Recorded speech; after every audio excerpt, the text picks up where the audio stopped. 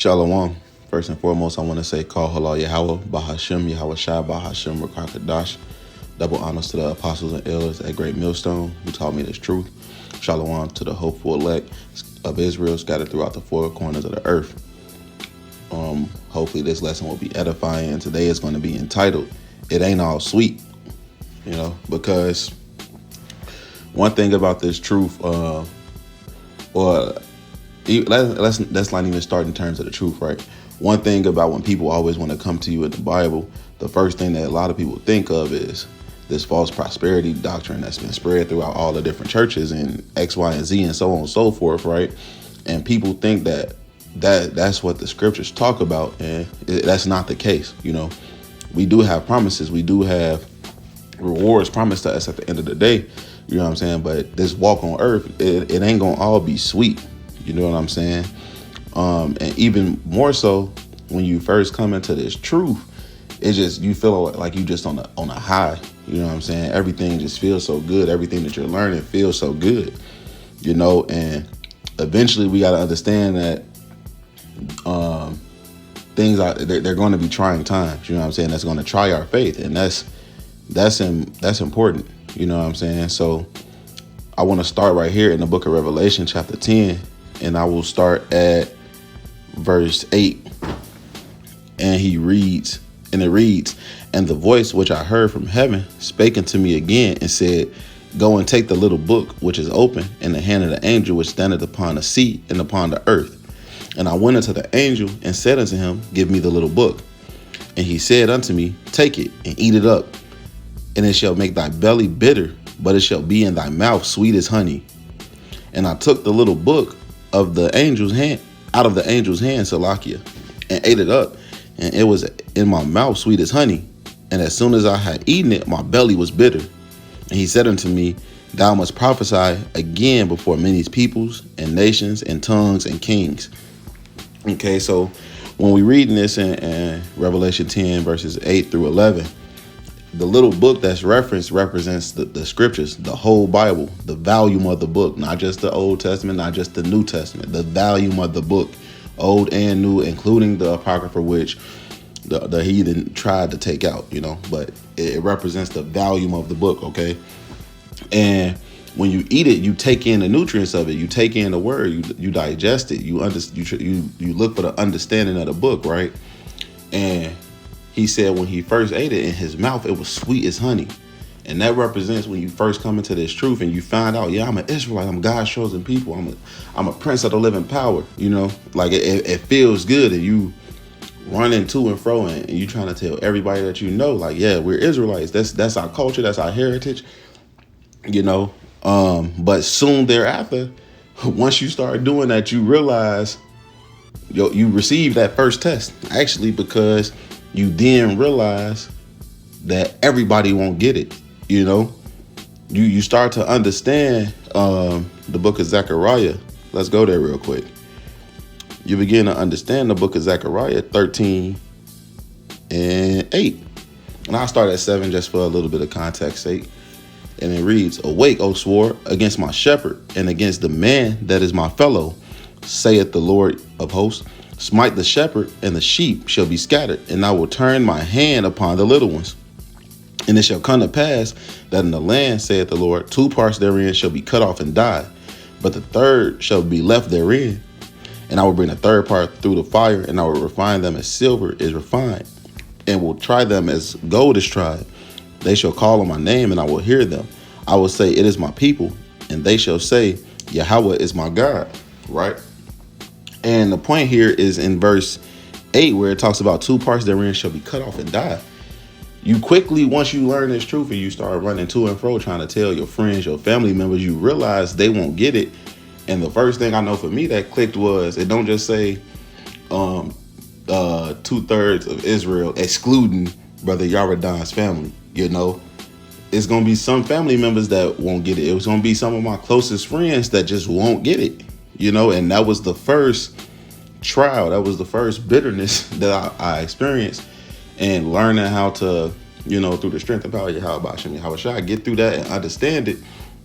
That's the first test that I feel like many people coming into this truth experience, And that's why I'm telling you, like, it's not all sweet. You're gonna lose friends, you're gonna lose family members, and that's okay. Like some people just not going. I've heard many stories of brothers whose family members don't even talk to them anymore once they found out about the truth, or once they start practicing the truth. And not saying that's gonna be the experience for every brother, but I've heard many brothers talk about it, and that just is what it is. We have to endure, right? And with that being said, I want to go to the book of 2 Timothy, and chapter 2. We can start at the top. It says, "Thou, therefore, my son, be strong in the grace that is in Hamashiach Yahushua, and the things that thou hast heard of me among my witness, the same commit thou to faithful men, who shall be able to teach others also. Thou, therefore, endure hardness as a good soldier of Yahushua Hamashiach. No man that warreth entangle himself with the affairs of this life, that he may please him who hath chosen him to be a soldier." Right? Let's look up this word hardness real quick. Let's see what we get. Therefore, endure hardness right here. Strong's G 2553. Karkapatheo. Okay. And it reads, to suffer, endure evils, hardships, and troubles, to be afflicted. To undergo hardship, be afflicted, endure afflictions, suffer trouble. And that's a given coming into this truth. We all have things that, whether it be external or internal, we all have these different hardships that we have to put away. I know for me it was smoking. I used to smoke all the time, and that was the biggest internal battle that I had, was putting that filthy practice away and getting that out of my lifestyle. So yeah, man, we always have to endure hardness, right? And that's why the trying of your faith, as the scriptures say, and give me a second to find it real quick. The trying of your faith is more perfect or more precious than gold. Let's find that real quick. And that's going to be in 1 Peter chapter 1. Verse 7.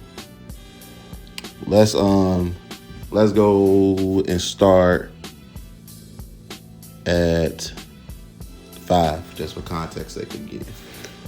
Who are kept by the power. Actually, let's start at 4. To an inheritance. Salakia. I start at 3. Blessed be the God and Father of our Lord Yahushua Hamashiach, which according to his abundant mercy hath begotten us again unto a lively hope by the resurrection of Yahushua Hamashiach from the dead, to an inheritance incorruptible and undefiled, and that fadeth not away, reserved in heaven for you, who are kept by the power of God through faith unto salvation, ready to be revealed in the last time. Wherein ye greatly rejoice, though now for a season, if need be, ye are in heaviness through manifold temptations, that the trial of your faith, being much more precious than of gold that perisheth, though it be tried with fire, might be found unto praise and honor and glory at the appearing of Yahushua Hamashiach, whom having not seen ye love, and whom though now ye see him not, yet believing, ye rejoice with joy unspeakable and full of glory, receiving the end of your faith, even the salvation of your souls. Right? And this just told you that the trial of your faith is much more precious than gold, and that touches back into the book of James. Find that real quick. James 1. And I'll start at the top again.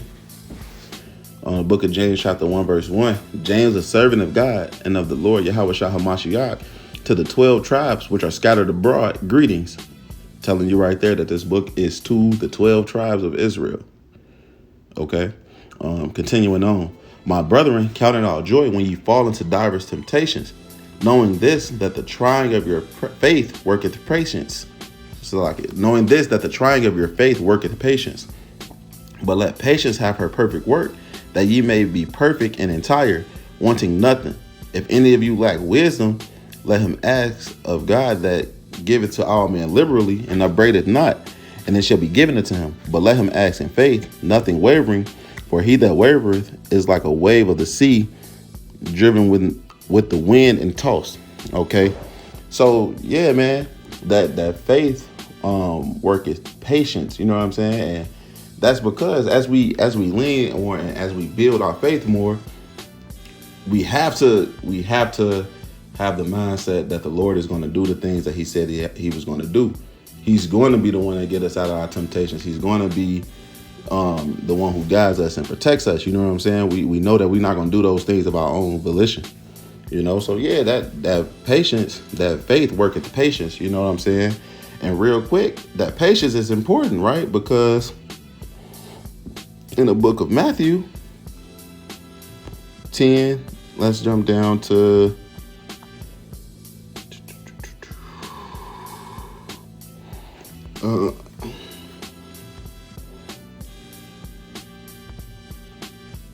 let's start at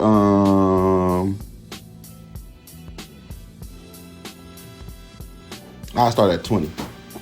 For it is not yet that speak, but the Spirit of your Father which speaketh in you. And the brother shall deliver up the brother to death, and the father to the child. And the children shall rise up against their parents, and cause them to be put to death. And ye shall be hated of all men for my name's sake, but he that endureth to the end shall be saved. But when they persecute you in this city, flee ye into another. For verily I say unto you, ye shall not have gone over the cities of Israel till the Son of Man become. Right? So yeah, man, we need that patience, because as the word says, he that endureth to the end shall be saved. You know, and that requires patience, because again, we don't know when the Lord is coming back this second time. We know it's soon, but we can't tell you the day nor the hour. No one knows that, you know. So we have to have that patience and trust in the Lord that He's going to do what He said He's going to do, and we know He's going to do it because it is written, and that victory has already been written as well. You know, we don't have to worry about that. Jumping back over to James real quick, it was something else I wanted to touch on real quick. Right here, if any of you lack wisdom, verse 5. If any of you lack wisdom, let him ask of God that giveth to man liberally, and upbraideth not, and it shall be given to him. Right, and that's important, because that's part of the patience that we need. That's going to console us in a sense. That's the Holy Spirit was given to us as a comforter, right? But the Holy Spirit does give us wisdom and knowledge and understanding, right? And that's why in Isaiah, let's go to the 33rd. And this is Isaiah chapter 33. And I'll start at 5. The Lord Yahweh is exalted, for he dwelleth on high. He hath filled Zion with judgment and righteousness. And wisdom and knowledge shall be the stability of thy times, and strength of salvation. The fear of the Lord is his true treasure. Right? So as we receive through our faith and through our patience, we receive this wisdom and knowledge. That's going to be what keeps us stable, you know. And again, it's important to be patient in that aspect when asking for this wisdom and knowledge, because you know, we're not going to receive everything on our own time. It's many things that I asked the Lord to give me the understanding of when I first came into this truth. But at the same time, it took me months, maybe even years, to understand the topics that were being spoke on. You know what I'm saying? Because wisdom is going to be given at the Lord's time. It's not. He gives it to us when He sees fit, not when we see fit. Salakia. Yeah, the wisdom is going to be given on the Lord's time. Okay, He's going to open our minds up when He believes that we're ready to understand these certain things. Okay, so yeah, man. And before we close this out, I just want to end in the book of Sirach. Sirach chapter 2. And I'm going to start at the top. This is Ecclesiasticus chapter 2, verse 1. My son, if thou come to serve the Lord, prepare thy soul for temptation. Set thy heart aright and constantly endure. and make not haste in time of trouble. Cleave unto him, and depart not away, that thou mayest be increased at thy last end. Whosoever is brought upon thee, or Salakia, whatsoever is brought upon thee, take cheerfully, and be patient when thou art changed to a low estate. For gold is tried in fire, and acceptable men in the furnace of adversities. Believe in him, and he will help thee. Order thy way aright, and trust in him. Okay? And again, man, it always goes into that. It tells you that acceptable men are tried in the furnace of adversities. We're tried in the fire as well, you know.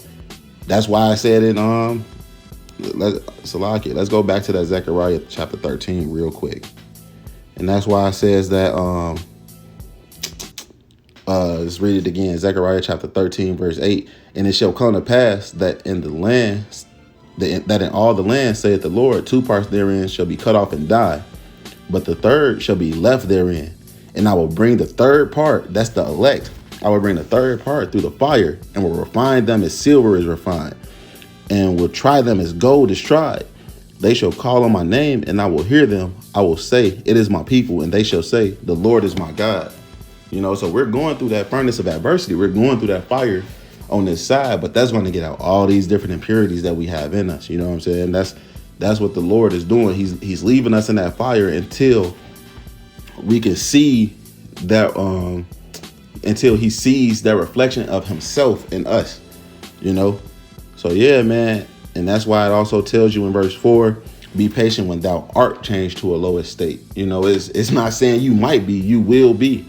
It's going to be sometimes in your life that you feel like you at the lowest point you've been. You know what I'm saying? But that's the time when you be patient and you lean on the Lord. You know what I'm saying? Because in our weakness, when we have to lean on him, that's when we marry strong. Okay, and that's in the scriptures as well. And let's go to just to get that real quick, and we're going to close off on that verse. That's going to be 2 Corinthians chapter 12. Let's see.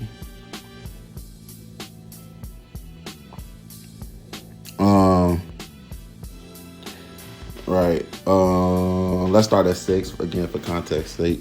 For though I would desire the glory, I shall not be a fool, for I will say the truth, but now I forbear, lest any man should think of me above that which he seeth me to be, or that he heareth of me. And lest I should be exalted above measure through the abundance of the revelations, there was given to me a thorn in the flesh, the messenger of Satan, to buffet me, lest I should be exalted above measure. For this thing I besought the Lord thrice, that it might depart from me. And he said unto me, my grace is sufficient for thee, for my strength is made perfect in weakness. Okay. Most gladly, therefore, will I rather glory in my infirmities, that the power of Hamashiach may rest upon me.